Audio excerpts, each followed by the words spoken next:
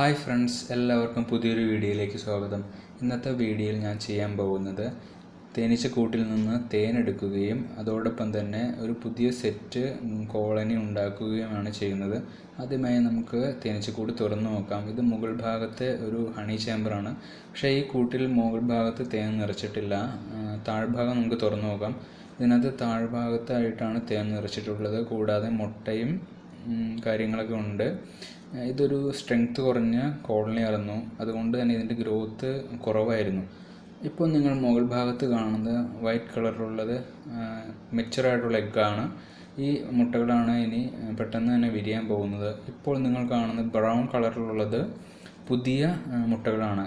ഇവ കുറച്ച് കഴിഞ്ഞിട്ടേ വിരിയുള്ളൂ.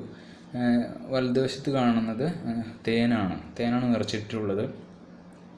തേനെടുക്കുന്നതിന് മുമ്പ് തേനറയും മുട്ടയും തമ്മിലൊരു കണക്ഷനുണ്ട്. അത് നമ്മളൊരു സ്പൂണോ ഒരു ഈർക്കിളോ വെച്ച് സെപ്പറേറ്റ് ചെയ്ത് കൊടുക്കണം. ഞാനിപ്പോൾ എടുത്തേക്കുന്നത് ബ്രൗൺ കളറിലുള്ള പുതിയ എഗ്ഗാണ്. PVC കൂട്ടിലേക്കാണ് ഇത് മാറ്റുന്നത്. ആദ്യം ഞാൻ എടുത്തിട്ടുള്ളത് പുതിയ മുട്ടയാണ്. അതിനോടൊപ്പം തന്നെ കുറച്ച് മെഴുകും വെച്ച് കൊടുത്തിട്ടുണ്ട്. ഇപ്പോൾ നിങ്ങൾ കാണുന്നത് പഴയ മുട്ടയാണ്, അതായത് വിരിയാൻ പോകുന്നത്. 3-4 ദിവസത്തിനുള്ളിൽ ആ മുട്ടകളൊക്കെ വിരിയുന്നതാണ്. ഒരു കൂട് നമ്മൾ തയ്യാറാക്കുമ്പോൾ അതിനകത്ത് എല്ലാ തരത്തിലുള്ള മുട്ടകൾ വെക്കണം. വൈറ്റ് കളറുള്ള മുട്ടയും അതുപോലെ തന്നെ പുതിയ മുട്ടയും വെക്കണം. ഇത് അത്യാവശ്യമാണ്. കാരണം തേനീച്ചക്കൂട്ടിൽ എല്ലാ തരത്തിലുള്ള തേനീച്ചകളും ഉണ്ടാകേണ്ടതുണ്ട്. അതായത് ഈ തേനീച്ചയുടെ ലൈഫ് എന്ന് പറയുന്നത് വളരെ കുറവാണ്. അതുകൊണ്ട് ഇതിനകത്ത് കുറച്ച് നാൾ കഴിയുമ്പോൾ പ്രായമായ തേനീച്ചകളൊക്കെ ചത്തുപോകും. അപ്പോൾ ഒറ്റയടിക്ക് തേനീച്ചക്കൂട്ടിലുള്ള സ്ട്രെങ്ത് കുറയരുത്. അതിന് വേണ്ടിയിട്ടാണ് നമ്മൾ പല പ്രായത്തിലുള്ള മുട്ടകൾ വെക്കേണ്ടത്.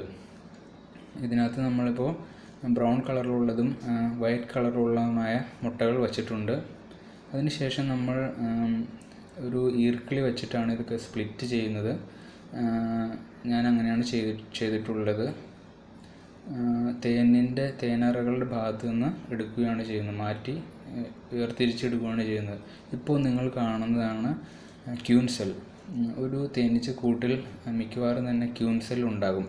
ഏതെങ്കിലും സാഹചര്യത്തിൽ റാണി നഷ്ടപ്പെട്ടാൽ ഈ മുട്ട വിരിഞ്ഞാണ് റാണിയാകുന്നത്. മറ്റുള്ള മുട്ടയിൽ നിന്നും കുറച്ച് വലുപ്പം ഉണ്ടാകും ക്യൂൻ സെല്ലിന്.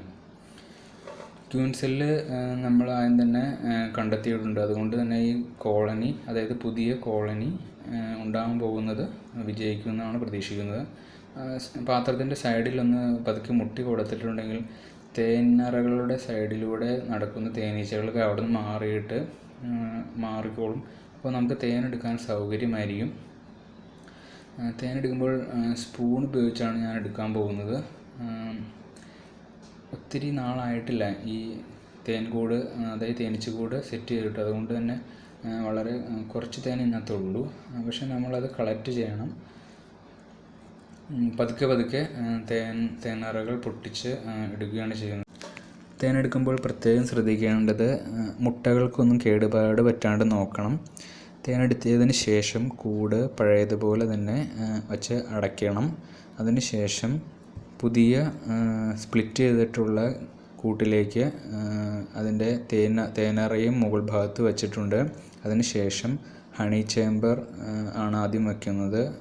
വെക്കുന്നത് ഹണി ചേമ്പറാണ്. ഈ ഭാഗത്താണ് ഇനി തേൻ കളക്ട് ചെയ്യേണ്ടത്. മുകൾ ഭാഗത്ത് വെക്കേണ്ട കവറിങ് വെച്ചതിന് ശേഷം ഇതിൻ്റെ പഴയ തേനീച്ചക്കൂട് ഇരുന്ന സ്ഥാനത്ത് തന്നെയാണ് ഈ പുതിയ തേനീച്ചക്കൂട് വയ്ക്കുന്നത്. പഴയ തേനീച്ചക്കൂട് കുറച്ച് ഡിസ്റ്റൻസ് കീപ്പ് ചെയ്ത് മാറ്റി വയ്ക്കേണ്ടതാണ്. ഇപ്പോൾ നിങ്ങൾ കാണുന്നത് ഒരു 2-3 ദിവസം കഴിഞ്ഞിട്ടുള്ളൊരു വ്യൂ ആണ്.